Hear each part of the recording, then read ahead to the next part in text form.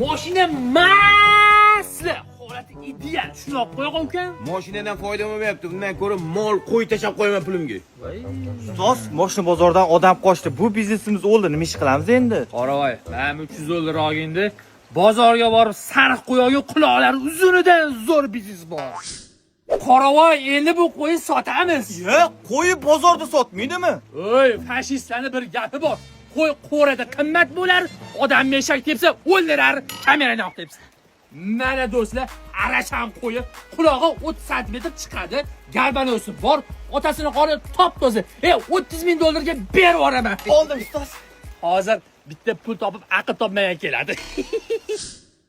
Qo'yim masli holati ideal, qoni top-toza. Voy, o'sha internetda mashhur bo'layotgan quloq uzun arashan qo'y shumi aka? 30 ming dollarga berib yuboraman. Ustoz, bu qo'yi kilosi 30 kilo. 4,5 million pul bo'ladi. 30 mingga tiqmoqchimisiz? Der 4 tugunma beraman. Qo'yingiz ozgina qimmat emasmi, doda? Fashistlarning bir gapi bor. Qo'y olsang qulog'i bo'lsin, xotin olsang ibosi bo'lsin. Mayli, olaman, ozgina kelishtirib bering, doda. Jinni buni zo'r bitta xislati bor. Har 30 kunni birida tilla chichadi. Qumaloq bo'ladi. Oldim, baraka 30 ming dollar, doda. 4 tugun men bor. 4 millionlik qo'yi 30 ming dollarga tiqib yubordingiz.